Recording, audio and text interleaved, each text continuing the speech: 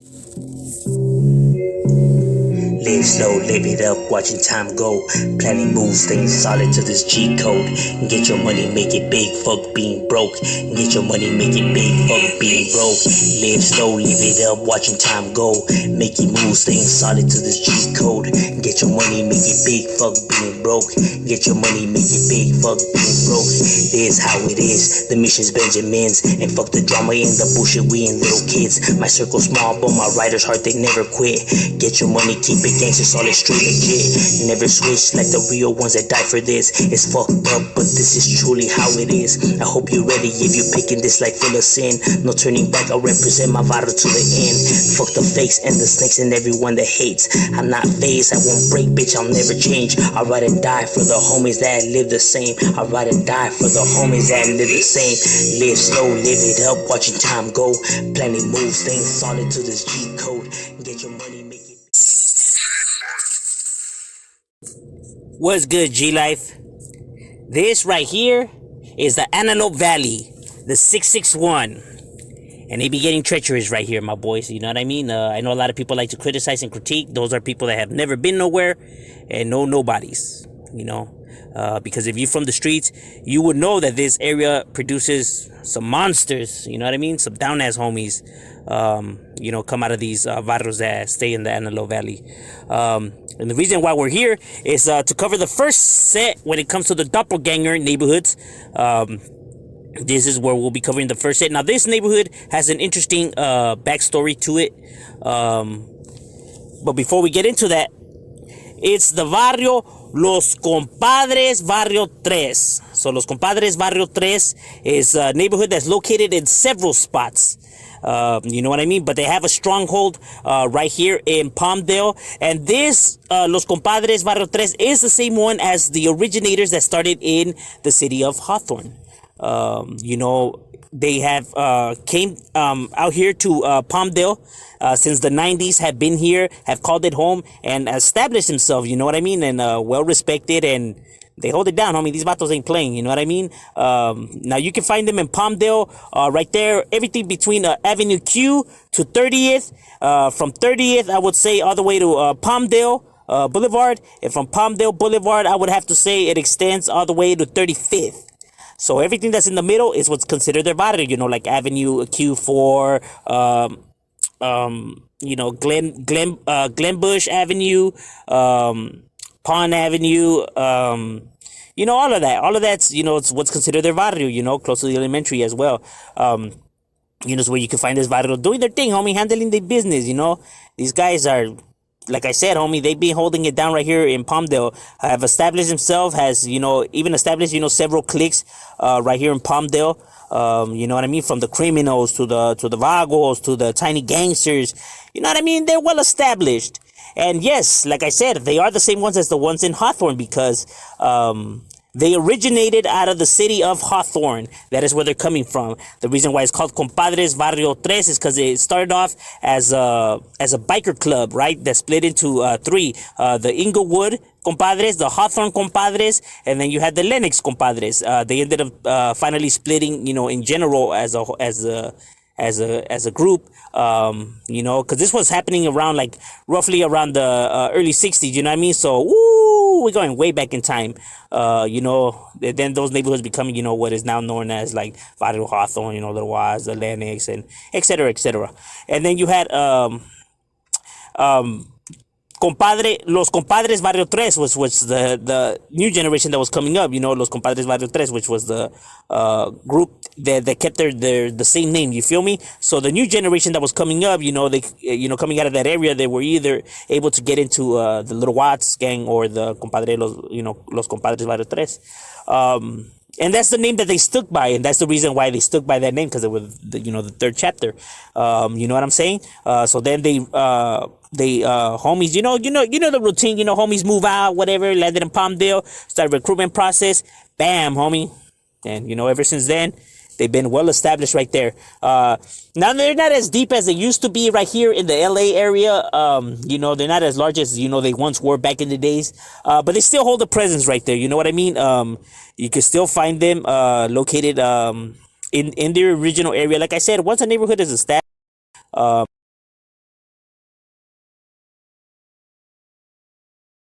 not here to fabricate or nothing like that. We're just here to speak the facts, boys. Because ain't nothing hard about dissing anybody on the internet. Like, you can't be mad at the facts, my boy. Those are the facts. You can't call yourself real if you're mad at the facts. Facts are facts. You may not like them, but it is what it is. Like, we can't make up stories either. You know what I'm saying? It just is what it is.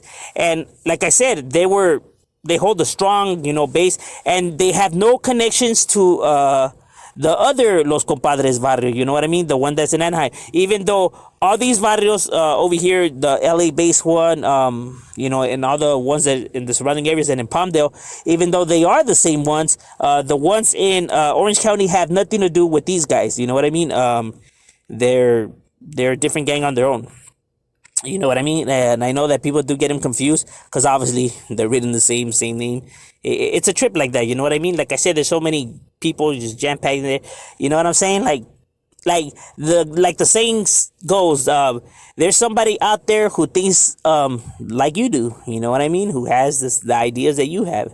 The only difference is who's actually gonna get up and do it first.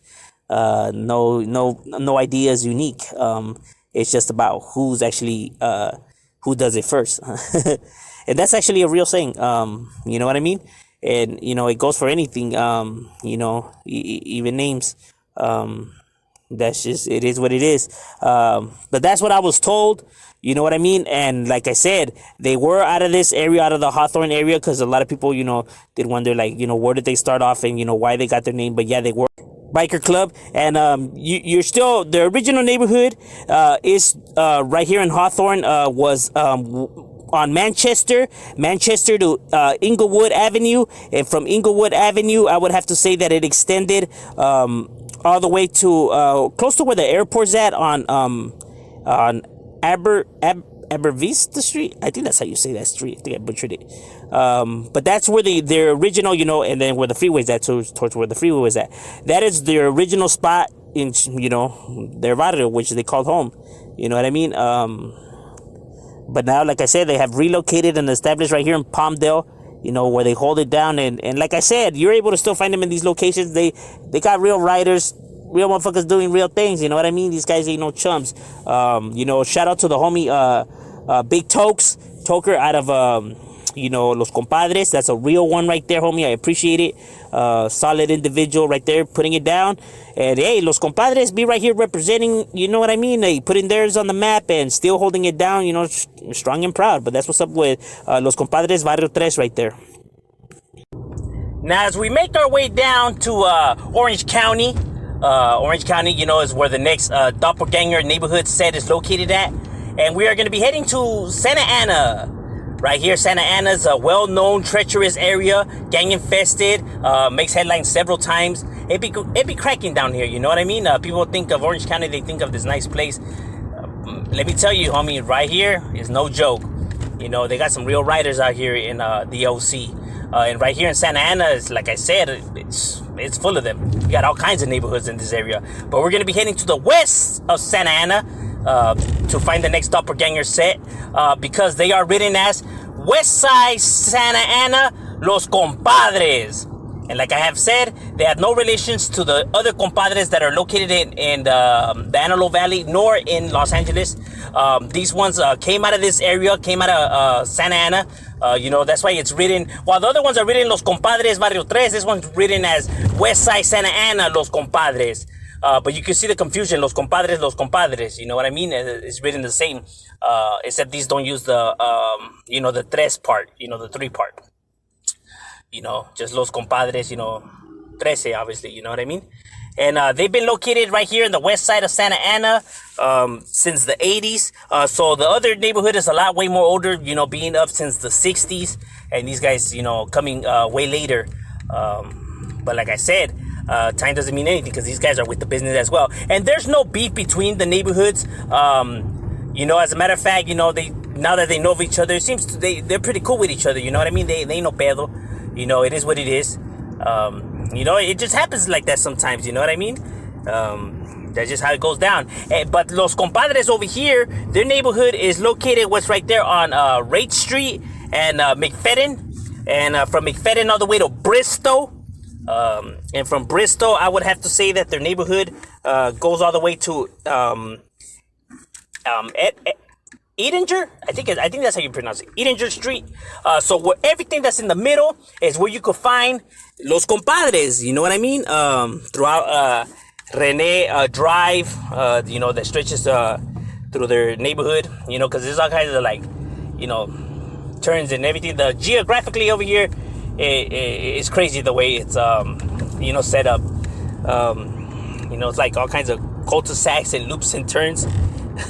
Like I said, if you're not too familiar with the area, man, you might be turning down the wrong street, man. It's crazy, you know what I mean? And they do own a big chunk of neighborhood. This is a pretty big piece of territory. Because they are, well-known, pretty active neighborhood. I was told that they're roughly more than 150 members. So, decent size, So these guys ain't no, a little lackey gang or something like that, you know what I mean? Like, these guys are with the business, homie. They be putting it down. They got their riders, and they be holding it down, you know what I mean? You still catch the activity by these guys, People can't even say, you don't.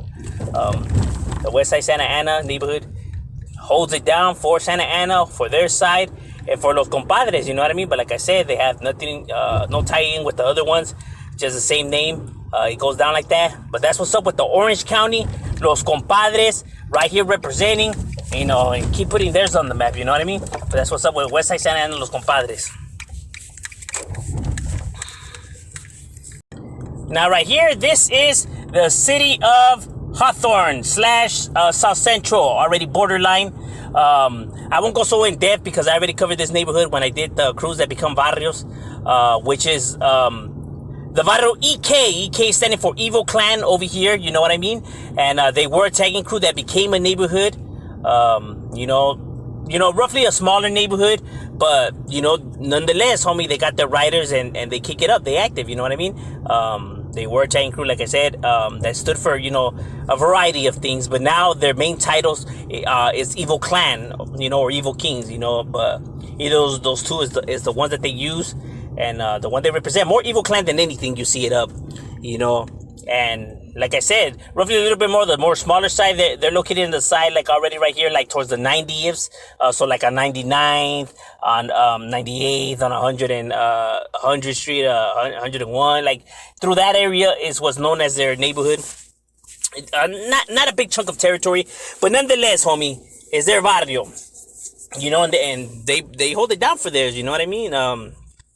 It's a trip that how familiar background both of these neighborhoods have, considering that they both started roughly around the same time. They both started off as crews in their respected areas, and earned their, climbed the ladder up and earned their status, as neighborhood. It's a trip like that, you know what I mean? Like the similarities between these two barrios is without a doubt is a trip. Like I said, they have no connection with each other. Just the fact that they, it's written the same, but this one and the other one have a different meaning. But you can see where it could get confused, EK, and then with a similar background, that is why, people get confused and often think that they're the same barrio, when they're not. But these neighborhood right here, been holding it down and representing. If you want to know more, I covered it when I talk about the crews that become barrios on that one. But yeah, that's what's up with the EK right here in LA County, representing for theirs and putting theirs on the map for the Evil Clan. And now as we make our way back to Orange County, to right here to Santa Ana, is where we'll find the next doppelganger neighborhood, which is the EK. EK standing for, over here, stands for Evil Kids, while the other one stands for Evil Clan. This one stands for Evil Kids. And this one's located right there on Trask Avenue. As a matter of fact, that's why you see a TA is one of their clicas. And you can also find them by the Edna Park. I was told that, right, there's another spot where they be hanging out. So both locations, you know what I mean, within this area is where you can find this neighborhood. Now, even though now EKs seem to run together, I was told that originally when they first started, there were two different neighborhoods. So they started off as a crew, two different riders, they didn't know about each other, and then they found out about each other, and then they now they like roll as in like if they're one whole gang. but originally they didn't know of each other. But now they're established as one neighborhood. But essentially, it's two different neighborhoods because, you know, these are over here and they're over there, and they didn't know about each other when they first started. So essentially, it's still two different barrios. But now they just roll as one. And I don't know which one came first because, like I said, they roughly started around the same time. And one side said it was them, one side it was them. So take what you want for it. But these ones over here use the term evil kids. That's how they're recognized by, the people around law enforcement, how they hit it up and everything like that. And the other ones are recognized more as evil clan. You know what I mean? And they each have separate different like cliques from their hoods. Um, you get what I mean? Starts getting a little confusing about it, but yeah, this EK right here, the evil kids, they with the business, gave law enforcement a hard time, made headlines a few times. So they do kick up, they do put in their work. People could say what they want, but I mean, the facts don't lie. Facts are facts. But that's what's up with the EK over here, the evil kids, still representing it and holding it down for theirs. Now, as we make a drive to the west of LA, the west, right here in the Four Corners district, the area that's known as the Four Corners, is where we'll find the next set of doppelganger neighborhoods within this area. A neighborhood that you definitely hear about, that is well known, respected within this area, and more because of the Chicano rappers that put it on the map for them, which is the West Side Locals, the 310 West. The West Side Locals is a neighborhood that has been well established right here on the west side of Los Angeles for quite some time, since the 70s. And they with the business. You have the famous rapper Spanky Loco and Weddle Snipes, along with their whole camp. This is the barrio in which they're from. What they represent, what they put on the map. You know what I mean? That's where they come out of, the West Side Locals, out of this area, the west of LA. Obviously how they get their name. And they're located on Helm Street. Although Helm used to be its own gang before, that's where they set up shop, established, and pretty much, kind of took over the area. That's how it goes. But not only there, but you can find the West Side Locals neighborhood. Everything that's between National Boulevard and National Boulevard. I would have to say it extends all the way to where the freeway's at, and from where the freeway's at, I would have to say it goes all the way to La Cienega Boulevard. I think that's how you pronounce that boulevard. But all of that, all of that is their neighborhood throughout Washington Boulevard is where you can find them. You know what I mean? And like I said, Helm is their dojo, their main domain, where it gets on and cracking. But I mean, Jacob Street, Wesley Street, Sherburne Street, Fay Avenue, Robert Avenue, Reed Avenue, all of that. I'm talking about it. It's a big chunk of territory that they roam around and handle their business. You know what I mean? Also by the parque that's right there. Hey, the West Side Locals, man, they ain't no joke, homie. These West Lokes get it on and cracking, homie. They're not as large as they used to be, but they still hold a strong presence. Obviously, law enforcement has locked several of them up, hit them with all kinds of, shit, because these guys be kicking up dust. They're a barrio that you definitely hear about on this side, and they do their thing and continue to represent right there. And they're the originals, at least that's what I was told. They were the first, you know what I mean? They were the first out of the West Side Locals, at least that's what I was told. Because there's a lot of West Side Local neighborhoods throughout all the United States. There's West Side Locals. Some are the same, some are different. That's just how it is. But this one has no affiliation to the doppelganger that we're covering here. And since both neighborhoods stay within the LA County, that's why I thought, I would pick these two out of the sets. But yeah, this West Side Locals, I was told that it was the first. Hold it down, represent, and put it on the map, homie. And as we make our way down to the 818, yes, the 818 Valley is where the doppelganger set is located at, right here in the city of Glendale. The city of Glendale, even though people say it's a nice area, and it is nice, upper class in the 700 Valley and everything, it has its treacherous areas just like anywhere else. You know what I mean? Right here, they put in work too, man. It gets on and cracking. People could say what they want about Glendale, but trust. Get caught slipping on the wrong street right there, that's it, homie. These guys ain't playing. The West Side Locals right here in Glendale, put it down. I should know. I have homies from here. And as a matter of fact, that is the reason why I know that they're not connected to the ones in LA. Now this West Side Locals, essentially how it started, was the more larger gang within the area's Tunerville, Barrio Tunerville. They're the dominant one, old school, have been holding it down for a long time. With a vast reputation.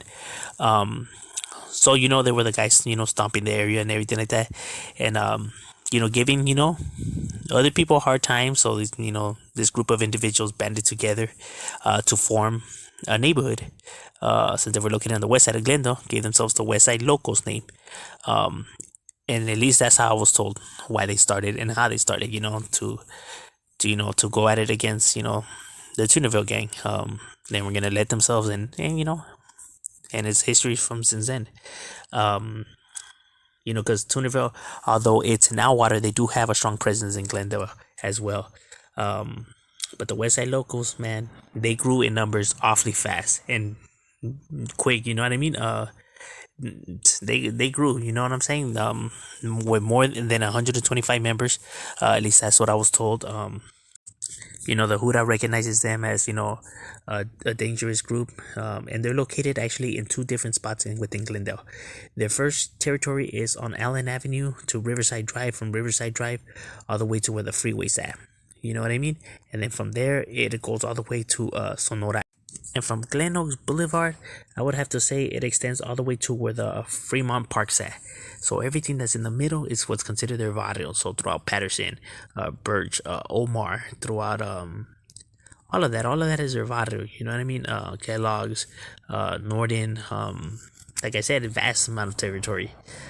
As a matter of fact, in two parks, because you can catch them there, or you can catch them at the park right there on Cleveland Road. Like I said, the West Side Locals, they're large. They do their thing. You hear about them. These guys ain't no suckers. You know what I mean? Glendale be getting treacherous. And these West Side Locals be holding it down right here for the A1A. And they, like I said, they had no connection to the other West Side Locals. It's a common name that you hear a lot. And you'll be hearing more often here. Some of them are connected, some of that, like these. And these ones started in the early 80s. In the early 80s is when this one started.